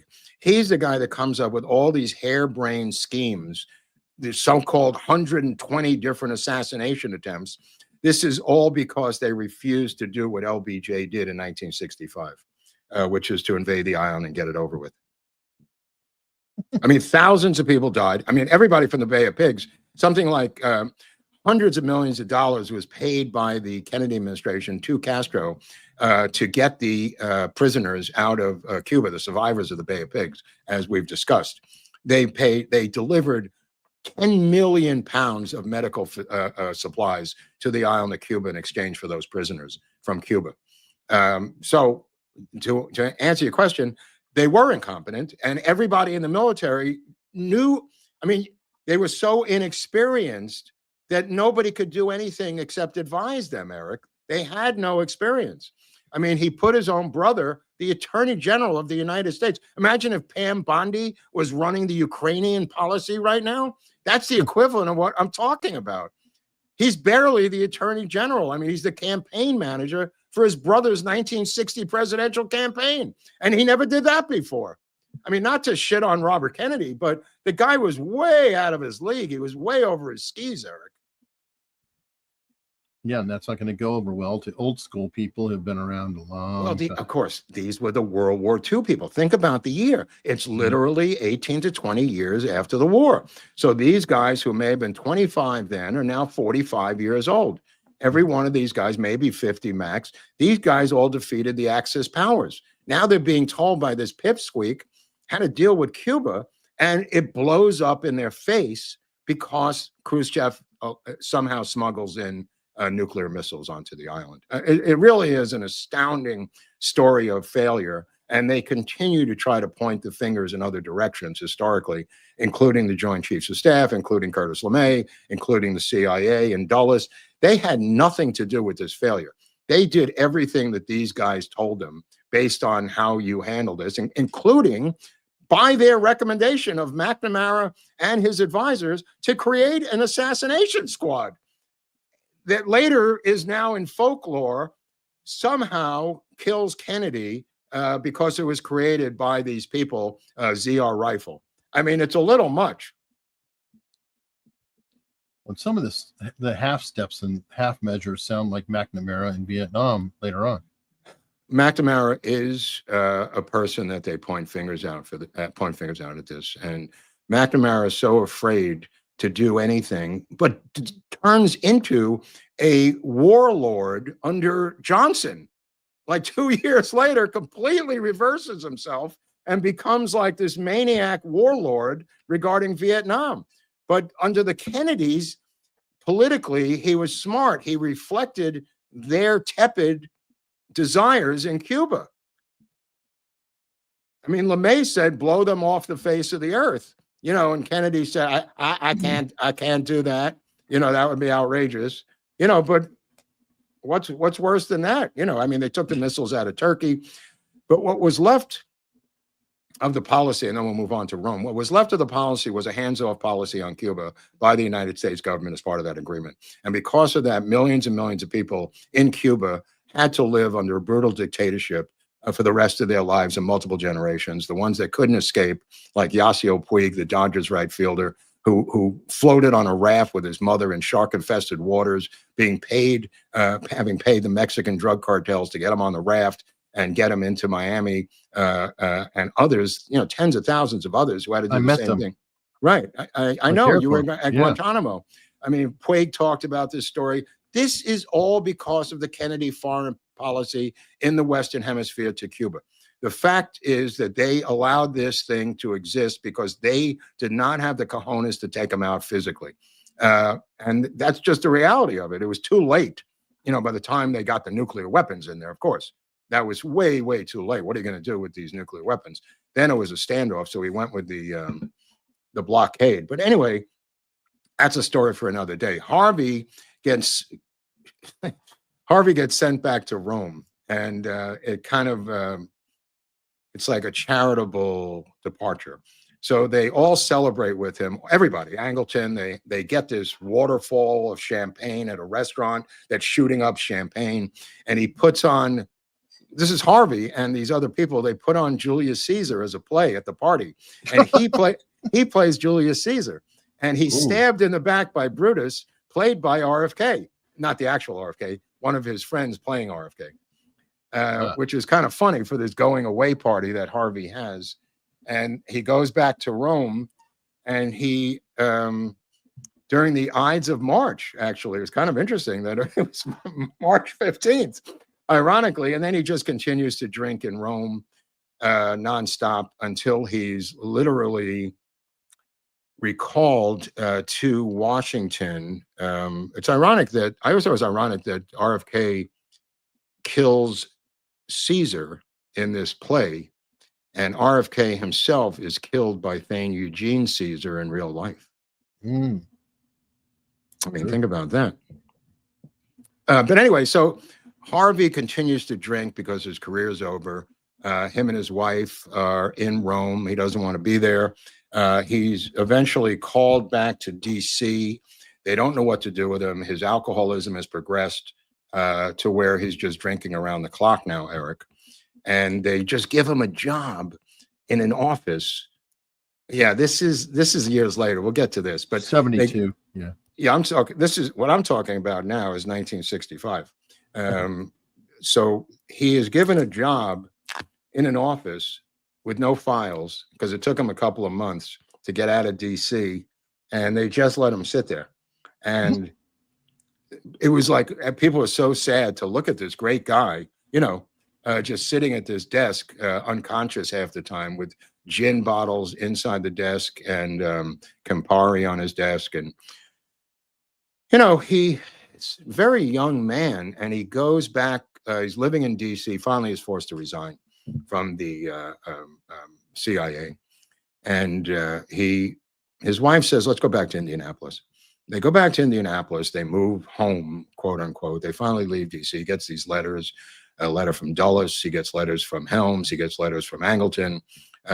You know, nobody wants to really get into the weeds with this, but he has his family, and he takes his daughter Sally and his son, and he goes around the country for 2 months camping with a camper. And he goes and sees. He said, "I've never seen the United States in my life," and he said, "I am going to see this country for the first time." And he goes to every national park, every national site, Mount Rushmore. He goes to Cincinnati Reds games. He takes them to all these different baseball games. Sally wasn't too happy about it. Jimmy was happy about it. And they have a camper, and they camp out all across the country for months. And he comes home, and he's living with his wife, and they're very happy.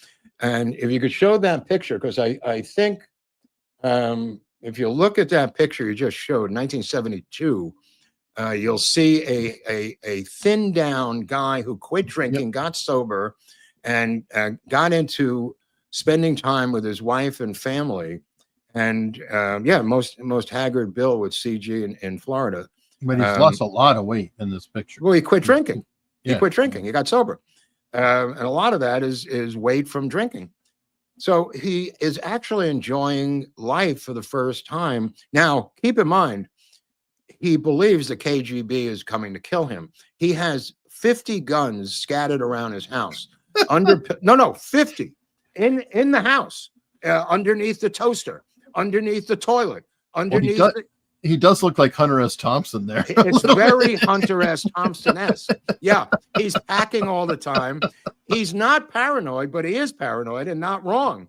because the KGB did want to get him.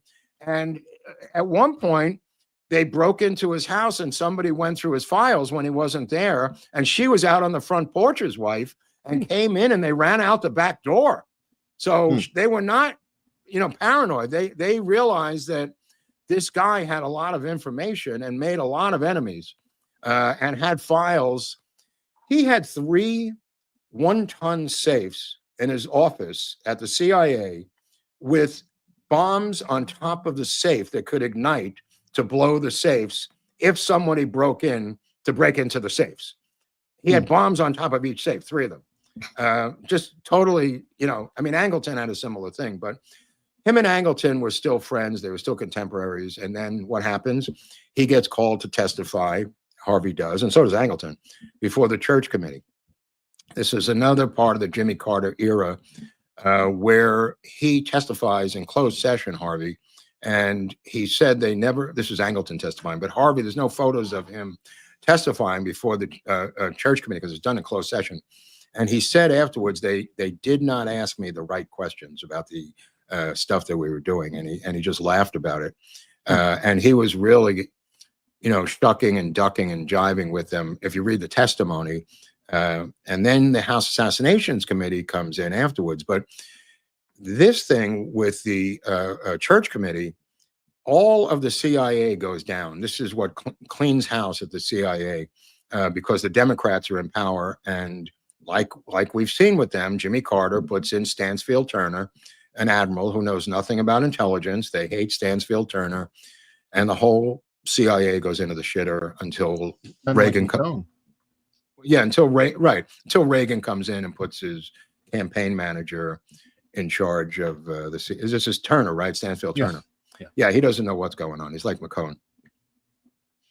So all of their programs go out the window. Angleton writes this incredible letter to C.G. Harvey, the wife, about how much he loved her husband. Now, he, at the age of 60, in 1976, says to his wife, "I don't feel good." And she takes him to the doctor, and he's had a heart attack. And the doctor says, "I don't think you're going to make it." He said, "There's a new procedure that I have come up with," and it's not he came up with it. It's floating around in 1976.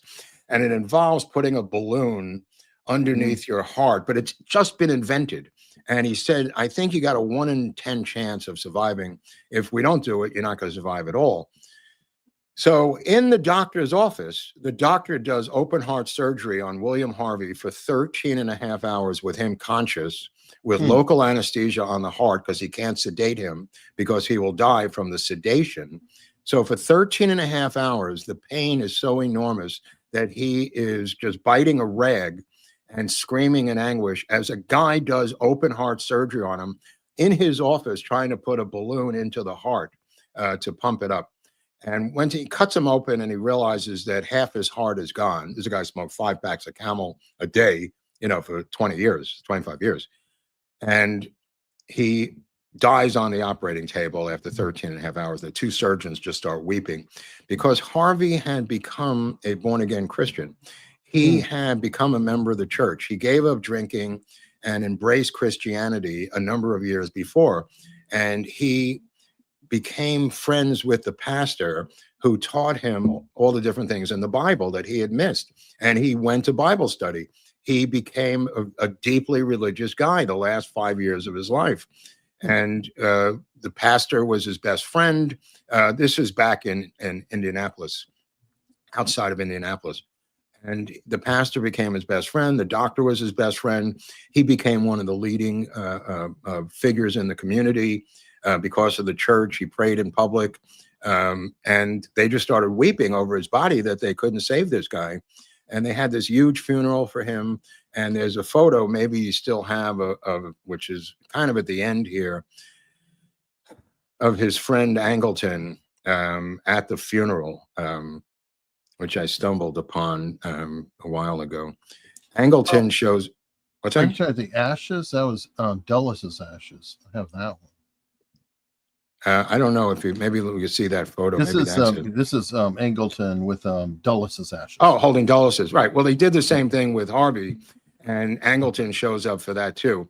And all the other CIA guys show up. Now, the situation with him dying, his wife is now on her own, and she, you know, is not like a typical housewife, Eric. Keep in mind, she was a major in the military. She was CIA herself, and now she's got to use these weapons because people are trying to break into the home to get this stuff that she is now having to defend against. So she's reaching out to Angleton. She's reaching out to others, you know, to help her to protect not just the legacy, but the physical papers and everything of Bill Harvey. So she decides to destroy them all, to not let them fall into enemy hands, quote unquote. And then she is put into a nursing home herself. I think she lives until the late 90s, because in 1998, I think she's interviewed by Jefferson Morley. There might be clip. Oh, really? Let's take a look. Hang on. He also mentioned, you knew Jackie Here we go. as well. Did you know Jackie? Let's say I knew an awful lot about her. Okay. Jackie would have been in much more hot water than she was if it hadn't been for Mrs. Johnson, who backed her up and took her place when she goofed on so many things. Yeah. Like she was supposed to be at the White House wrapping bandages for the Red Cross, and she was at the drugstore having a Coke. And I mean, it was obvious to everybody she didn't do what she was supposed to do. She's supposed to be there. So Mrs. Johnson went in and substituted for her, and she did that time and time again. But Lady Bird Harris was a wonderful woman as well. Oh, yes. But the thing that really was upsetting, when Jack was in Rome visiting the embassy, my husband, being head of the CIA there, had to assign 2 men along with his group of servicemen that were protecting him. And these 2 men were required to get Italian prostitutes into Jack's bed 2 at a time. Wow. And I'm sorry the volume is down, folks. I mean, it is what That's it okay. is. Oh, you could find that on YouTube if you want after the show. But what happens now is the House Assassination Committee forms, and they decide Hardaway, who we just saw, Dan Hardaway, the guy who just testified at Luna's task force, Hardaway decides that the guy who is the #1 suspect in the killing of JFK is her husband, William King Harvey. And Hardaway goes after Harvey, who's obviously about to die. He dies in 1976. And Hardaway tries to get the CIA to give him his travel records. He was in Rome at the time, by the way, when November 22nd happened. He was not in the United States. But Hardaway doesn't stop. He believes the #1 suspect is William Harvey because of ZR Rifle, because of these particular programs that Harvey was in charge of. He simply believes that this guy Mongoose and the executive action programs, he believes and wants to know everything about those programs. And the CIA, through Joanides and others, undermined the House Assassination Committee investigations, including Hardaway and Lopez, Ed Lopez, who goes to Mexico City.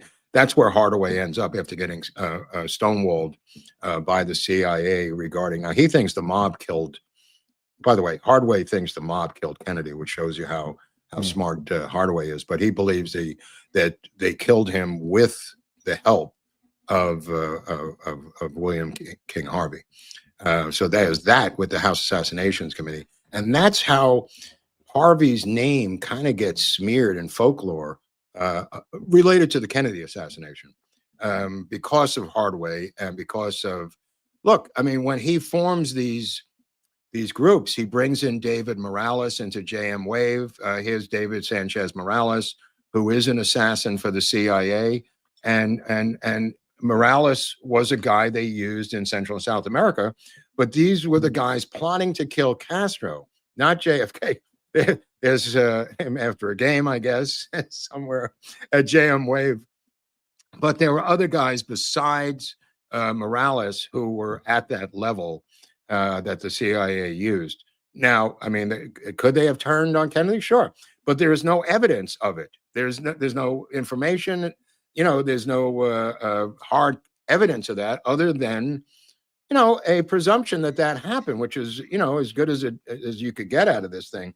I mean, the fact of the matter is, was Lucien Sarté a badge man? According to E. Howard Hunt, he was a Corsican dressed as a Dallas police officer, who shot from the grassy knoll.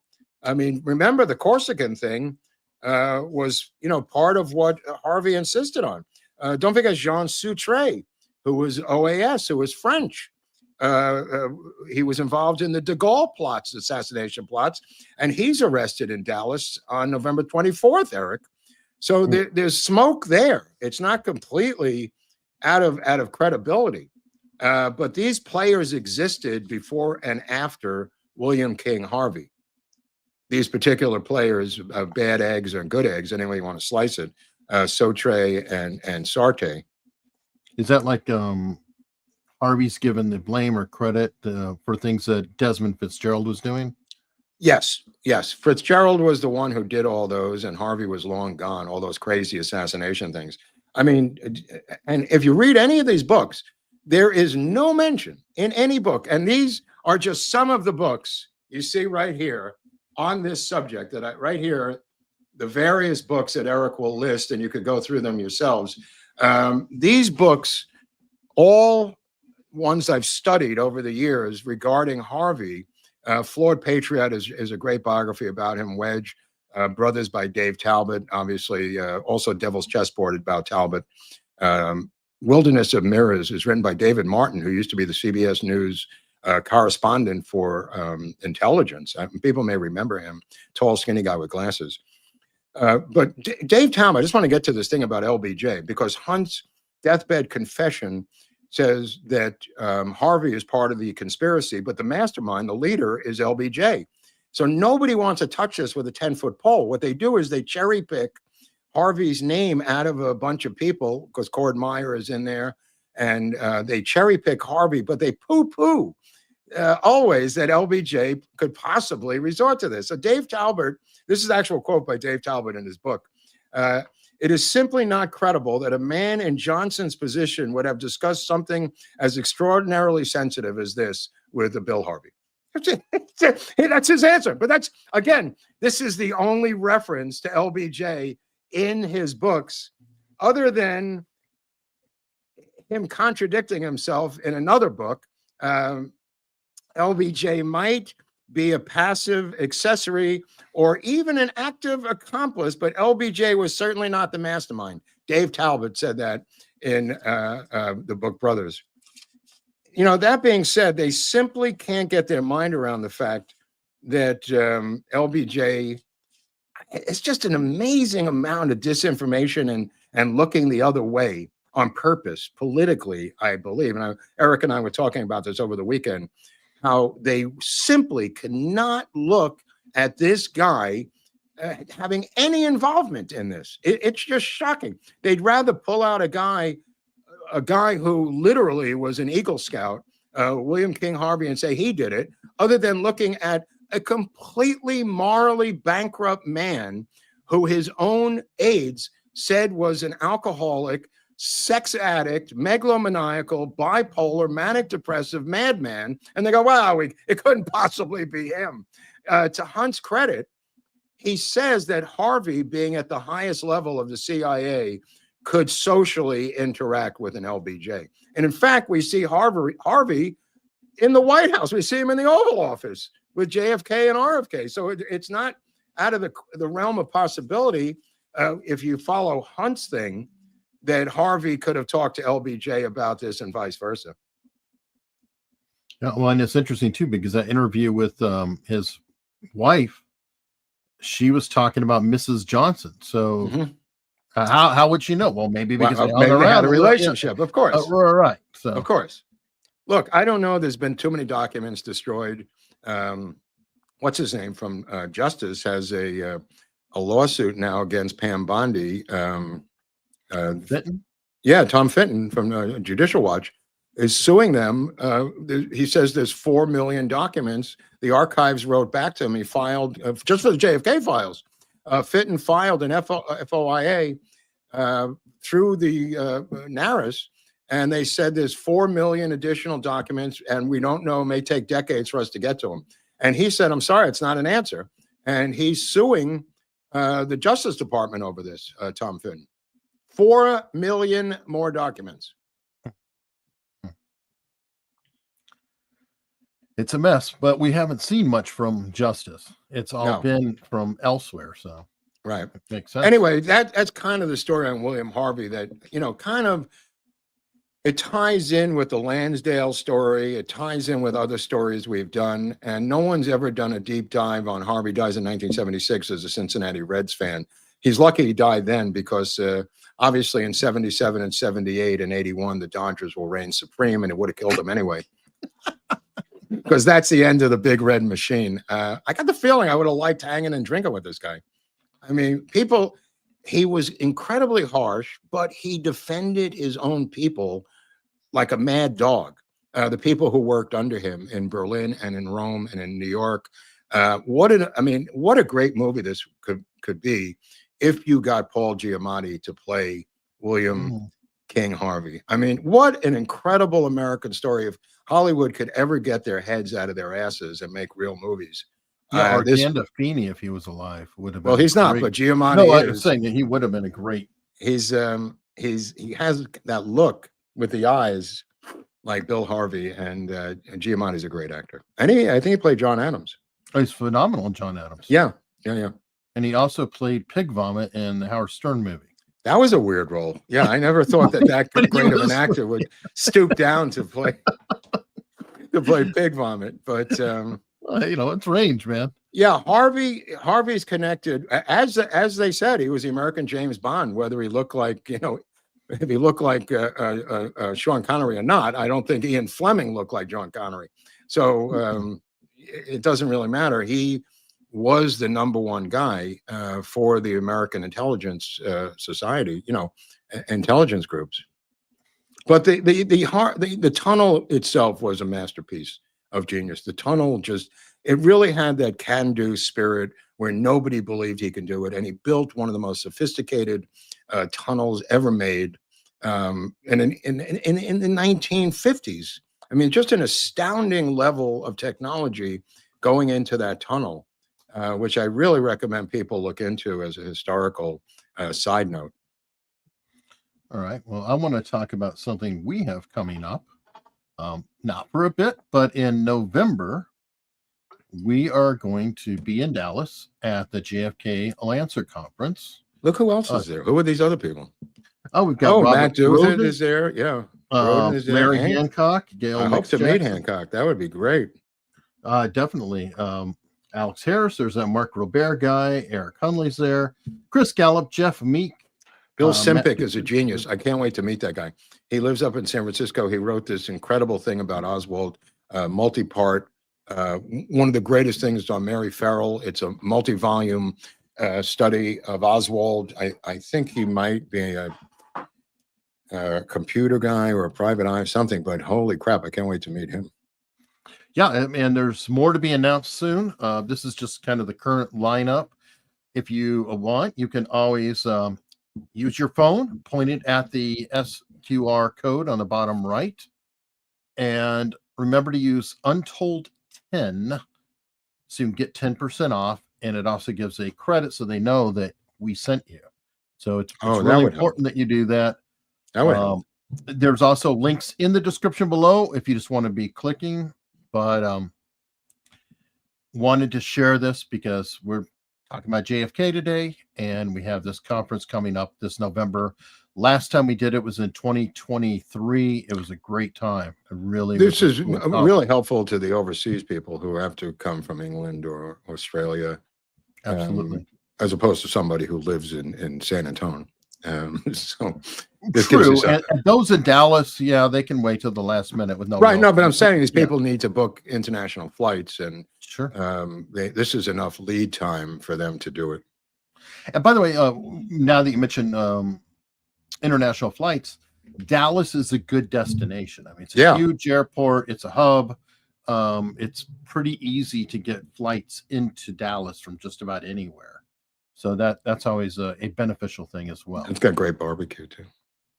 They do have good barbecue. Didn't we go to that barbecue place across the street from the hotel? We did. Was that what was that? What was that place? I forgot, but it was like kind of a hoedown barbecue. Yeah, they were throwing things at a dartboard or something. They were goat tossing or something. It was different. Right, but it felt like Texas. It felt like Texas. Whatever Texas is going to be. And speaking of Texas, we have Pamela Clifton saying Happy Tuesday, guys. I think Pamela's going to be there. And Mike Schaefer is saying, what movie best represents William Harvey? Sorry. Is there any movie? No, sorry. There's not even really any documentaries on it. Nothing. There's nothing. And it's not like these books are all about Harvey. There's only one called Flawed Patriot. Right. But he's mentioned in a lot of books that I had to read.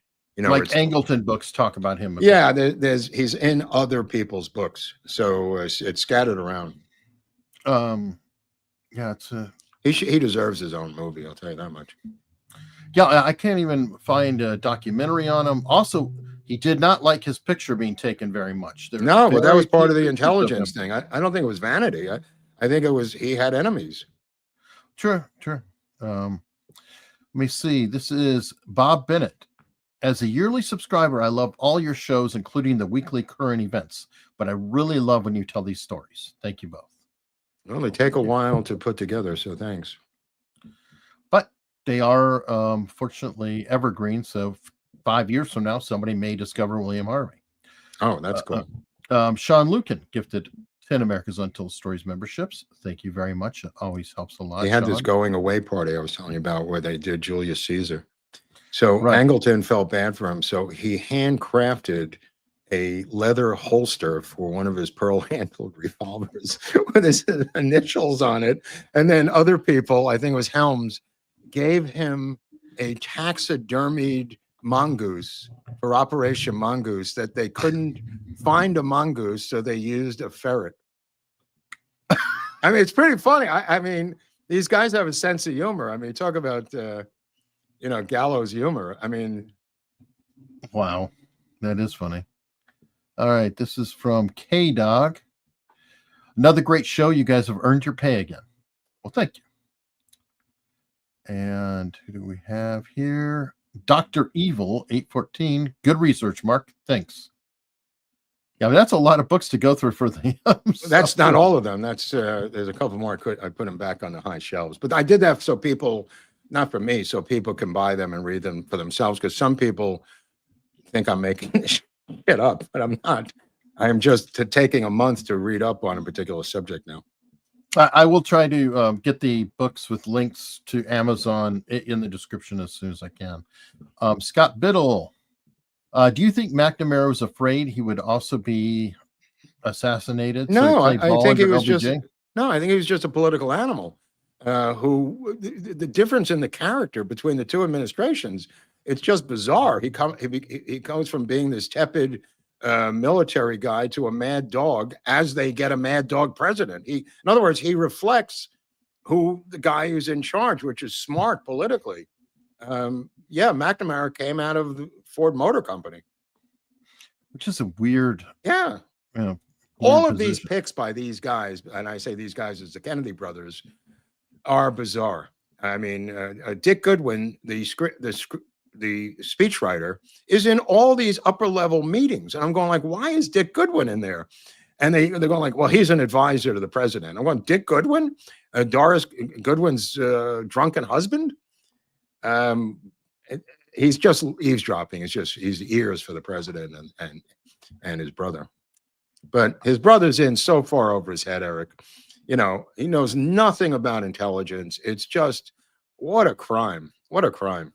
A lot of people in the chat were saying, and there is a question, kind of revisionist history or what if Nixon was elected? I don't. It would be a whole. Wouldn't be there.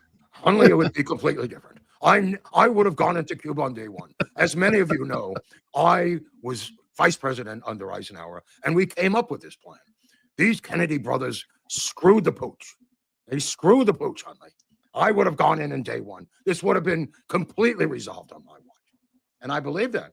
I think he would have done it. I think he said he would have done it. Yeah, I believe it too. Big Bill 767. Great job, guys. Another great American Untold. Yeah, good luck story. finding a story on William Harvey somewhere else on YouTube. But whatever you do not consider subscribing to the channel. Whatever you do not. Some of that reverse psychology. Hey, I'm using reverse psychology. I learned from William Harvey when he interrogated Elizabeth Bentley, who was the first one to finally squawk about the massive Soviet penetration into the American government.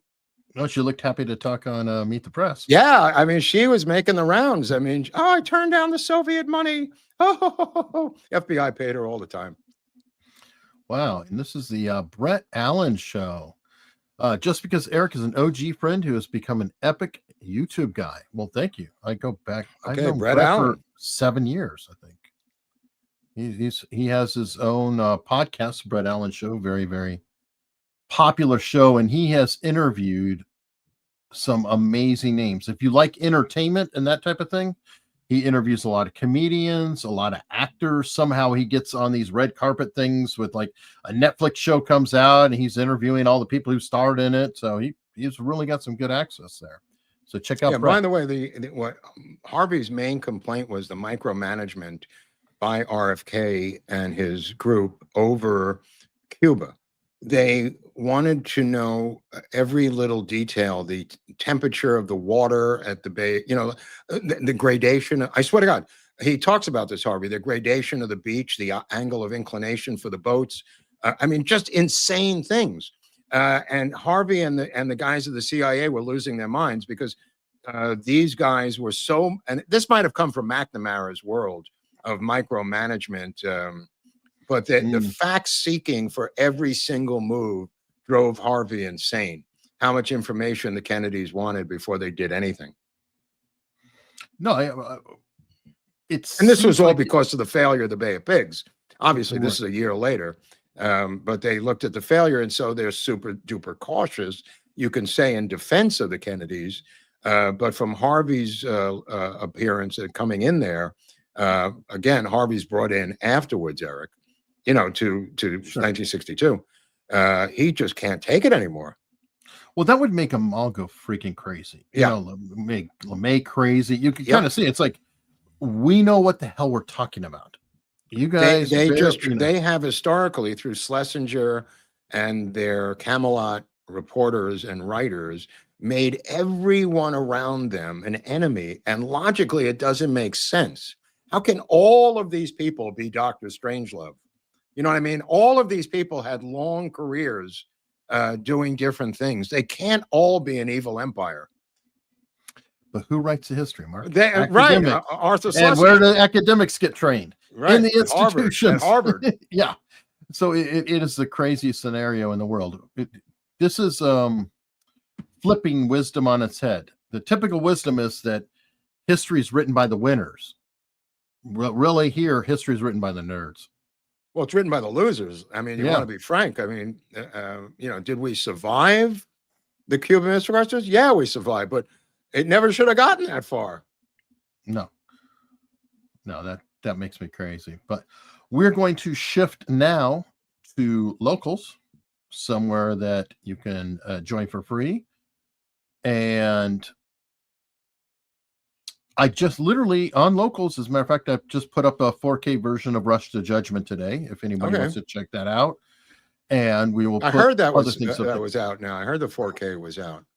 Yeah, there's a 4K version of it out. I uploaded it. A locals community member actually tipped me off to it and sent me a link. So I downloaded and uploaded it to locals so everybody can check it out as an example. And that's free for everybody. So there's content there for everybody that you can get for free. And then we have even more content for those who actually pay and support. So it has value for everyone, but you can continue watching this as we shift over there.